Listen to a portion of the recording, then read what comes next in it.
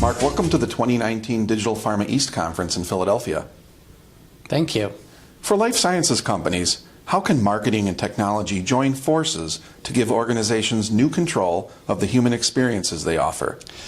Well, I think it's firstly defining what it means to humanize healthcare, and I think it's all about engaging with audiences in a more authentic dialogue, and it's a dialogue built on trust.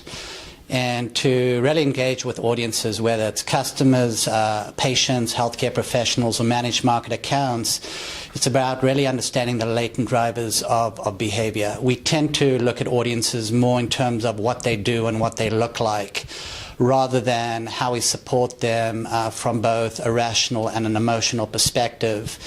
And getting to the inner consumer is about harnessing the collective value of data, not just promotional history, response history, that data which sits in a marketing database. It's very often about connecting to audience data, and that is what people are doing online.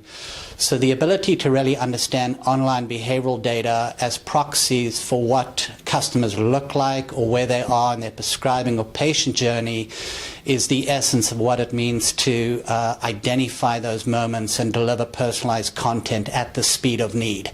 And the only way to do that isn't just bringing data together, but it's thinking about the value of analytics in the context of what you need to do from a business perspective.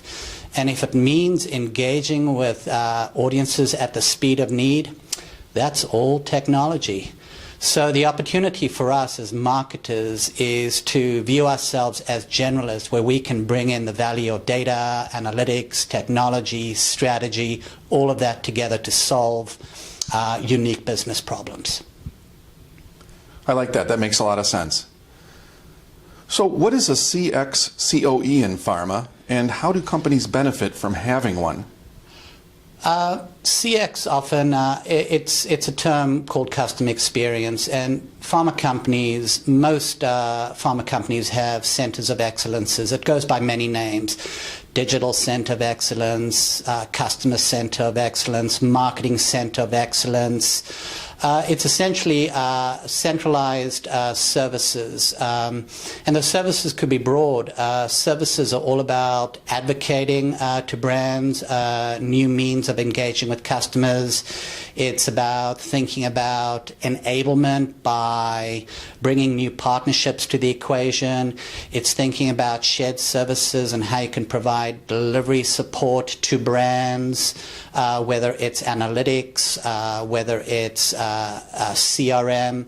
It's all about helping brands be accountable in terms of short-term business drivers, but also helping patients over the long run. That is essentially the role of a center of excellence, a group that really advocates. Something to keep in mind is centers of excellences aren't these groups that dictate. It's very much about influence, and influencing the organization is rethinking what it means to collaborate. That's very, very important. It's very much about culture and the organization collectively working together to drive change. Sounds like a very effective approach. Finally, Mark, what are the elements pharma companies should focus on to elevate the human experience for their patients or HCPs? Oh, that's an interesting one, because there's so many capabilities that can be brought to the equation. I and Deloitte like to think about it in three categories: data, decisioning, delivery. Data is all about bringing first, second, third party together, both qualitative and quantitative data.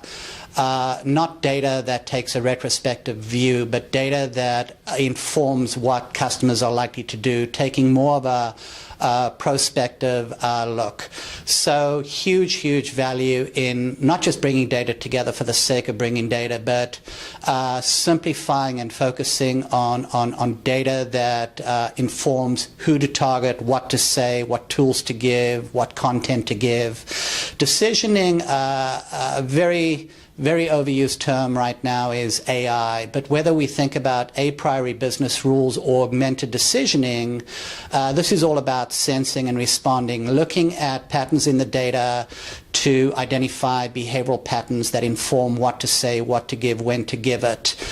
Cognitive decisioning that allows you to project and predict what people are likely to do. So everybody is talking about next best actions right now, and that is looking at healthcare professionals, determining what they are likely to prescribe, and preempting what they are likely to do through interventions that are either email, SMS, or even field. That is very much about decisioning. And delivery is very much about engaging with audiences across many, many channels. Whether you call it multi-channel, omni-channel is irrelevant. It's the ability to engage with audiences, not episodically through direct mail, email, SMS, display, video, but to string these tactics across channels together to create a long-term dialogue, because many drugs, in particular biologics, if you engage with a patient and ultimately drive conversion, it's a year and a half down the road. And I think the real opportunity for us as marketers, brands in particular, is to think about what it means to take a long-term view and to create an authentic dialogue built in trust. And back to the theme of it's all about humanizing healthcare. I couldn't agree more. Mark, thank you for taking a few minutes to share your expertise with us at Digital Pharma East. My pleasure. Thank you.